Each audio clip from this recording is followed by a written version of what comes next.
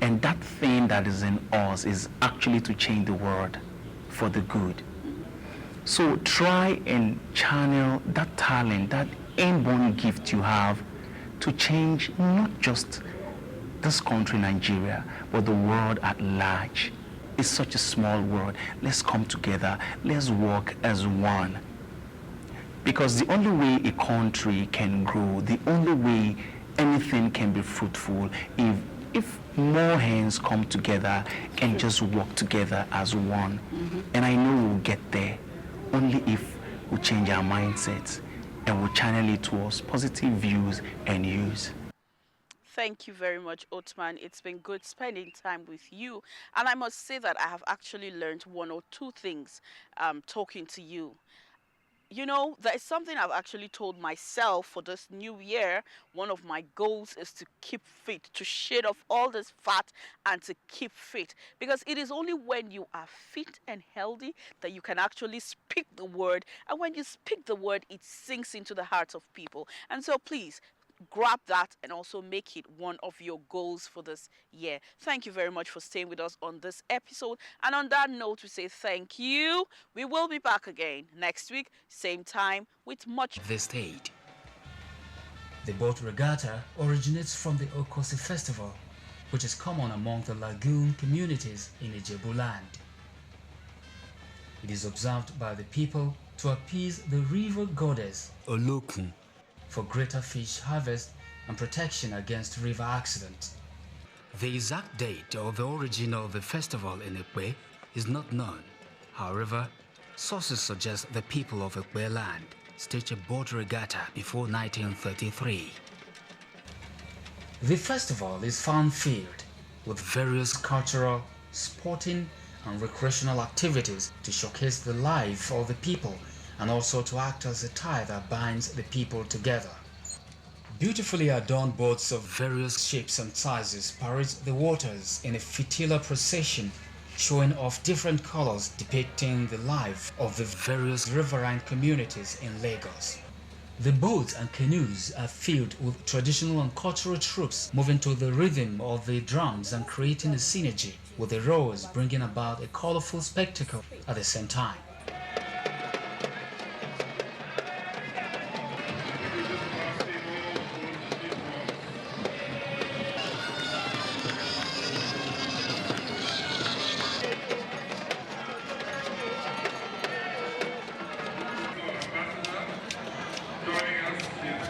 The electoral process in Nigeria. It's good to have you join us on the news on Nta International. I am Segun Lawale. President Muhammadu Buhari Tuesday in Abu Dhabi asked telecommunication companies operating in Nigeria not to place their desire for huge profits above the security needs of the country. The president spoke at an interactive forum with members of the Nigerian community in Abu Dhabi, saying that the war against terrorism can only be won with collective efforts and a commitment by all stakeholders to halt the scourge.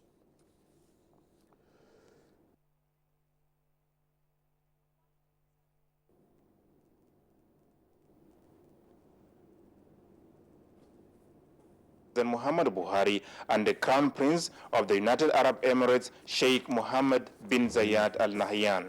4 of the agreements on judicial matters were signed by the Minister of Justice, Abubakar Malami, and his United Arab Emirates counterpart, Sultan bin Saeed Al Badadi.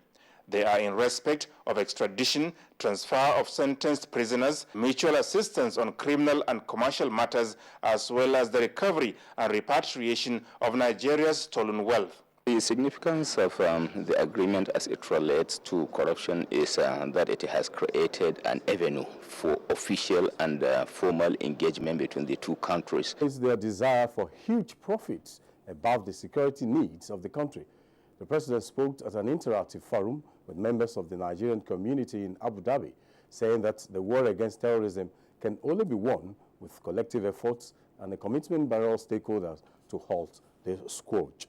In a statement by Garba Shehu, Senior Special Assistant to the President on Media and Publicity, the President noted that the registration of all mobile phone users, without exception, will help the security agencies preempt terrorist attacks, as he advised telecommunication companies operating in Nigeria must adhere to rules and guidelines of the Nigerian Communications Commission in this regard.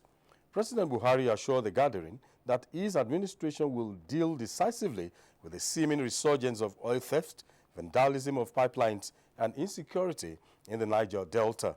President Buhari assured Nigerians that his administration's war against corruption will continue to be vigorously pursued. The Minister of State for Petroleum Resources, Dr. Ibe Kachuku, has emphasized the need for Nigeria to give serious consideration to renewable energy as a solution to its energy challenges. Speaking in an interview on the sidelines of the World Future Energy Summit in Abu Dhabi, United Arab Emirates, the minister acknowledged that crude oil and gas are exhaustible, noting that the way to make energy accessible to Nigerians in every nook and cranny of the country is to exploit renewable energy sources such as solar, wind, and water resources, which costs are coming down drastically. In a release signed by the Group General Manager, Public Affairs Division, Uhi Alegbe, the minister does not believe that the exploration of renewable energy will not pose a competition to the petroleum industry, but will rather complement it, as petroleum alone could not meet the huge energy need of the country.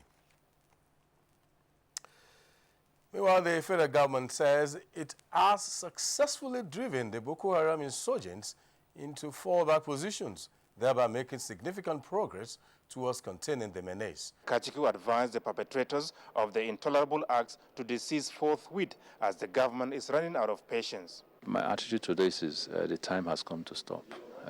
This country, faced with the dwindling price of oil, faced with the difficulties of development, faced with many challenges of just trying to survive and find work for our young people and development for our citizens, cannot continue on this path of self-destruction. And therefore I urge my brothers and sisters who live in these territories, who on the grounds of resource control continue to do this, to please stop. We need to guarantee this country that intervention cannot be through violence. Because the reality is, at the end of the day, you cannot overwhelm a nation. The president is very committed to development in this area, is very committed to intervention to help. But at the same time, he's a very firm believer in the rule of discipline. And if we do not stop, more lives are going to be lost, because the military will intervene, the security forces will move in to protect the assets of this country. And the assets that people destroy are assets owned by everybody. The minister expressed confidence that the situation will be contained for sustainable growth in the nation's petroleum industry. From Abu Dhabi, Adamu Sambo, NTA News. National and parliamentary security are inextricably linked, such that the security of the nation thrives on effective legislative security. This is the submission of the Speaker, House of Representatives, Yakubu Dogara, during the opening of a 3-day conference on the Sergeant at Arms security, organized by the National... Between all security agencies. If push comes to shove, who has ultimate authority for security? The opening paper, titled Security in Nigeria, Theories and Practice by Isaac Idu, the Director, Internal Security, Office of the National Security Advisor, focuses on technological advances and globalization and tackling what has come by way of threats in the wake of these developments. A communique is expected at the end of the interactive conference with recommendations on the way forward. In Abuja, Dennis Adigunle, NTA News. The Nigerian Bar Association has embarked on a fact-finding visit to Zaria to help it better appreciate the circumstances that led to the December 12th clash between the military and some Shiite sect members. This is with a view to making recommendations to revert a reoccurrence. Judiciary correspondent Femi Okewu was part of the team in our reports. This massive expanse of land used to be the headquarters of the Islamic movement in Nigeria, which they call the Husseiniya Center. It was pulled down by the Kaduna State government because it was built without permission. But then the pulling down did not just come out of the blues.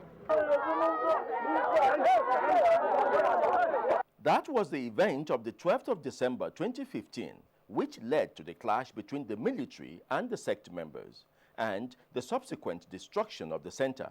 Now, the Nigerian Bar Association says if it must perform its duty of making informed comments and recommendations as the nation's leading civil society organization. Decisive, I think, for the future of Nigeria. The Executive Secretary, National Human Rights Commission, made it clear to the United Nations that the federal government has since curtailed the hostilities of insurgents in the northeast, as it has put in place appropriate mechanisms to address the plight of the victims and returnees.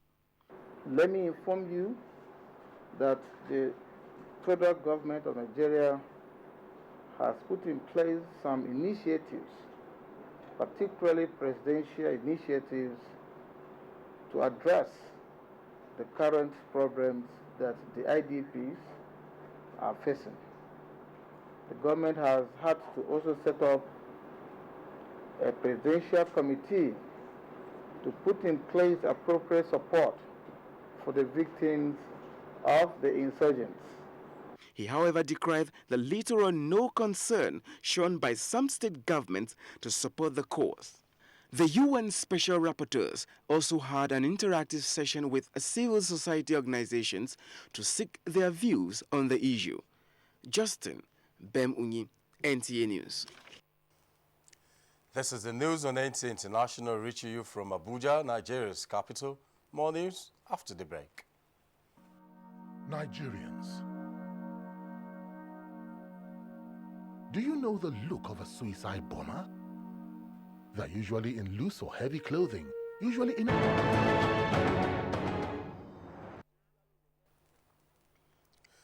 Minister of Information and Culture, Lai Mohammed, in continuation of his ongoing situations with key stakeholders, says Nigerian media, particularly the newspapers, have a key role to play in sustaining the anti-graft crusade of the federal government.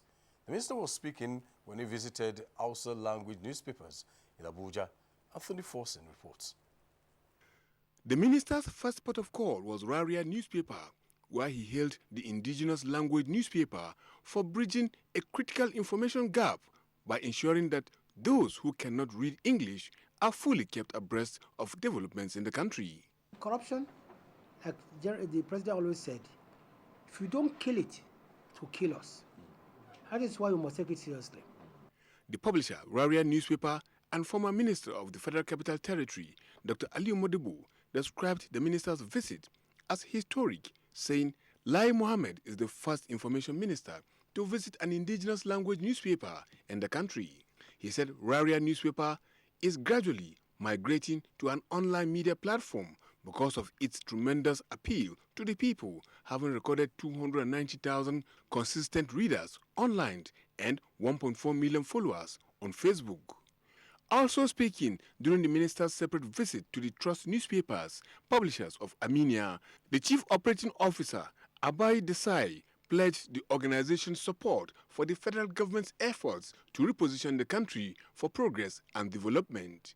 Lai Mohammed was also at the headquarters of Leadership Hausa newspaper, where he was again reassured of the newspaper's readiness to assist the federal government achieve its programs for a sustainable development of the country. In Abuja, Anthony Forson, NTA News. Chairman, Independent National Electoral Commission, INEC, Professor Mahmoud Yakubu, says following the nullification of about 81 election results by the Federal High Courts and pending election petitions before tribunals, the Commission is set to tackle impediments to credible electoral process in the country. The INEC chairman was speaking at a consultative meeting with resident electoral commissioners. Ifeanyi Okafor reports. It was another opportunity for stock-taking as the Independent National Electoral Commission reviewed the challenges in conducting credible elections of paramount. By reviewing existing laws on tax incentives, correspondent Joseph Orok reports that this was the position of a group at the launch of its research into impact of tax break on social services in Nigeria. The continuing crash of the price of the crude oil makes it more imperative for Nigeria to look at other areas of revenue generation, and taxation is one of such areas. Action Aid, in its second report on tax incentives, points out how a big tax break to European gas companies has cost Nigeria at least $3.3 billion US. This report aims to shine a light on the impact opaque tax breaks given to multinational corporations in developing countries are having on tax revenues and the ability to fund public services. Specifically for us in Nigeria, the report aims to show vividly what the country loses, not just in monetary terms, but in terms of delivery of social infrastructure. The Action Aid reports generated questions and answers on the way out of unnecessary tax incentives. The way out is by completely getting out of giving waivers and tax incentives to companies, except where it is absolutely necessary. Tax waivers and any tax breaks given to any foreign company has to be a transparent process. While agreeing to the Action Aid's reports, panelists at the session advised governments to always undertake an in-depth consultation with experts to ensure that any incentive given out is to the advantage of the economy in the long run. Joseph Orok, NTA News. Let's now join Muplan Dakok for business news.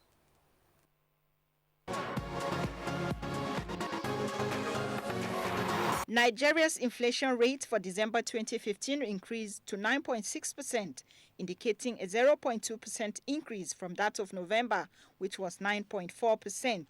The National Bureau of Statistics, which released the figure, says the inflation rate is the highest since February 2013. South Sudan has the highest inflation rate in Africa at 109.9%. Ghana recorded 17.7%. And Angola, on its part, recorded 14.27% inflation. Tuesday, under a disputed deal aimed at ending years of bloodshed, less than half of members of parliament signed up to the agreement. Similarly, the UN Security Council envoys said they would persuade Burundi's government to agree to talks with the opposition under a new mediator when they travel to Bujumbura this Thursday. The dialogue is expected to be impartially mediated and have a clear timeline after Uganda's failed bid